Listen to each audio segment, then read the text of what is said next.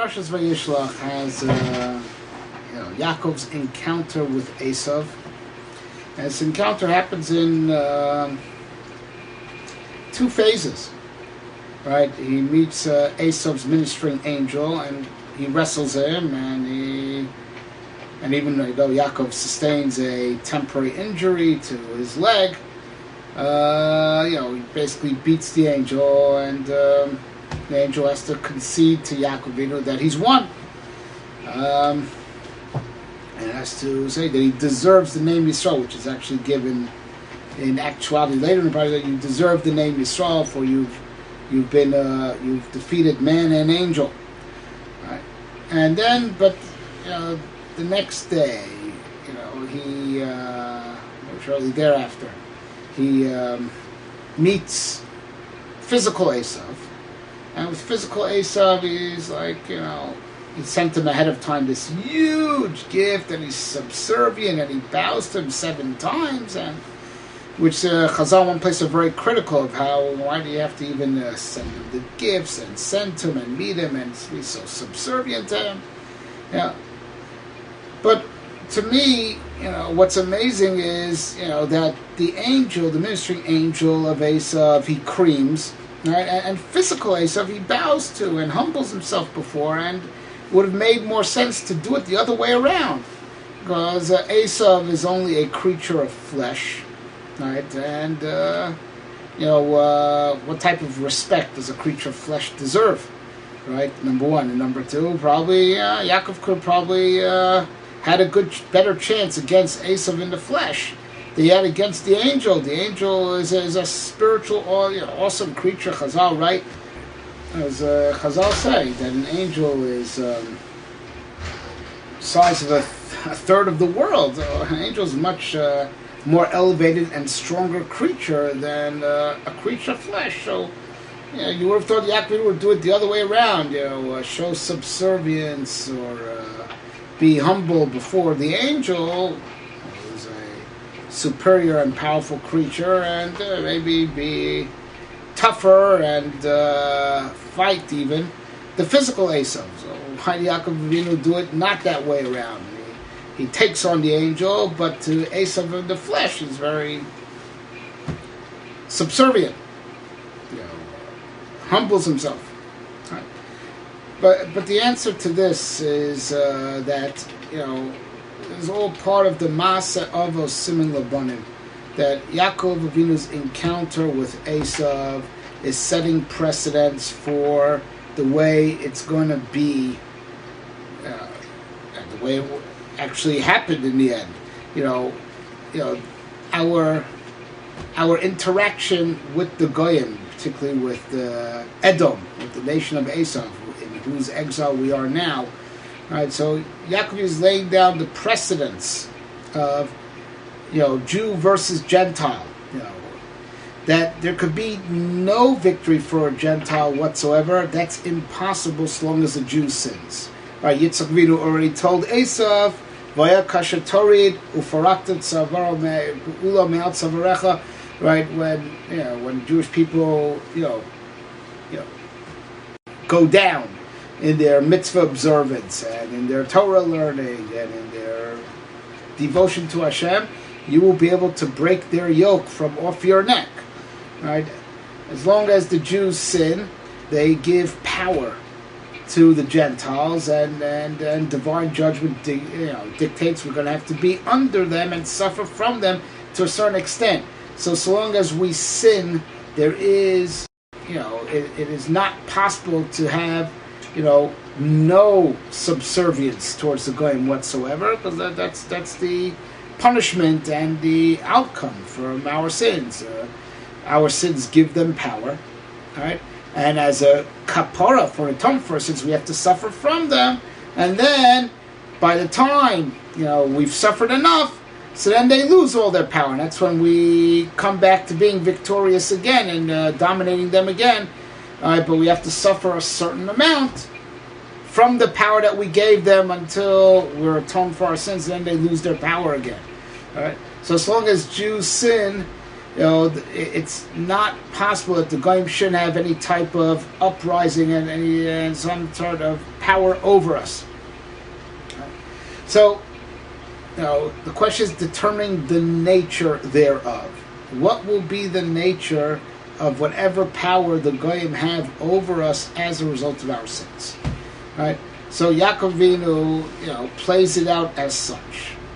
They will never, ever, ever have any type of control over us when it comes to issues of the spirit. That's why, in a spiritual battle, he's up against the spiritual aspect of the Goyim. He's up against their ministering angel. Over there, it's war, and it's not just war. It's war and win, right? And there's no compromise. There's no subservience. It's a battle to the finish with us being victorious, and that's setting the precedent for the rest of generations. That in a war, which involves ideals and ideology, we don't give in whatsoever. We don't make any type of concessions when it comes to issues of religion, issues of value. It's do or die. Even if we don't conquer them politically, but we never give in to them ideologically. They'll have to kill us. Either we kill them or they kill us. But when it comes to ideas, values, ideology, religion, Avodas Hashem, it's a battle to the finish, and inevitably the Jewish people win. The Jewish people win because that's the power that we have, because we're hooked up with the truth, and the truth endures. Right? But as far as physical subjugation, when they make decrees against us that we are exiled or exaggerated taxes, so over there we try to bribe them, we try to placate them. Right? That Yaakov Avinu is now setting the precedent for the way it's always going to be. That our sins will only give the Goyim power, over our bodies, and issues that pertain to the bodies, issues that pertain to the flesh. Whether it's, that they could demand work from us, they could demand taxes from us, or they could exile us, and leave our country within X amount of time. That's, that is the amount of power they can have over us because of our sins, period. When it comes to issues of the spirit, never. We fight to the death and we will win. Right? Over there, they're not granted any dominion over us whatsoever. Yaakov wants to set that precedent. That's why with the spiritual aspect of Esav, he fights to the finish. Right? To the physical Esav, right? So he shows subservience because that's saying this is the amount of control Esav will have over us as a result of our sins. He'll only have control over the flesh, not over the spirit. Right? And this is also alluded to with the fight with the angel. So Yaakov Avinu is temporarily wounded in the legs. The body is considered to be the legs of the neshama. The neshama stands on top of the body. The body is the ground floor, the aspect of the person that touches earth, and the neshama is the upper floor. So he's saying, so the angel, the wound in the leg represents how the body, which is like the legs of the neshama, that could be affected, and even that only temporarily. Right? We recover from our physical subjugation to Esav. We at the end of time we'll make a comeback, and we'll have Mashiach, and we'll dominate the world politically and on the flesh level also.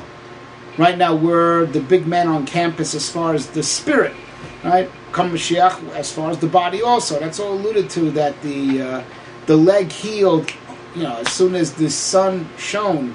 Right? The shining of the sun represents the coming of Mashiach. That even how the leg, which represents the leg, is the body is the leg of the neshama. It's the legs of the neshama, right? So it's how to buy. Even that's only temporary. So that which Yaakov then is very subservient to Esav.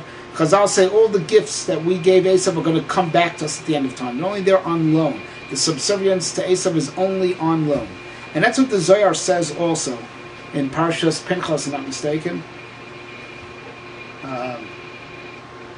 No, it's in Parshas Emor, right? That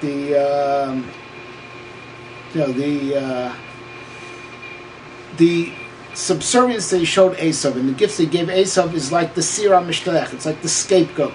The scapegoat is what we have to throw off the Azal, throw it to the that's like throwing our sins away. We say to the force of evil, this is the amount of stock that you own in us because of our sins. Here, take it, and now we've paid you off.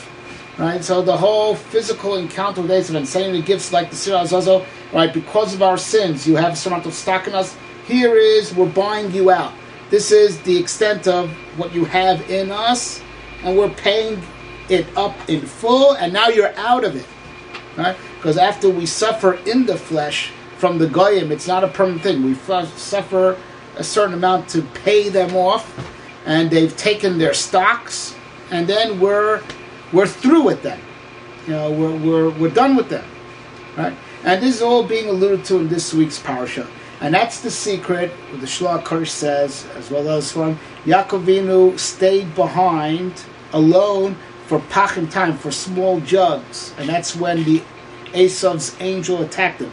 Those small jugs were laying the precedents for Chanukah.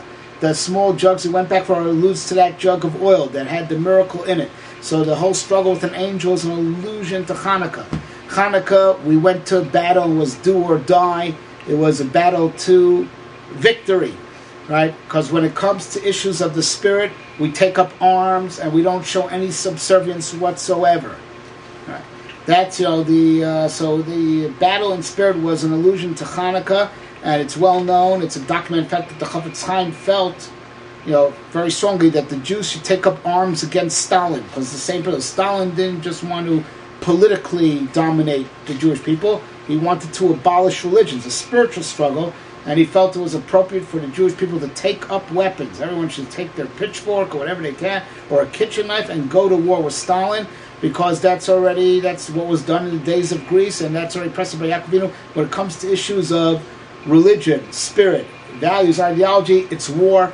The Goyim were never granted any control over us regarding that aspect. They only have controls over issues of the flesh.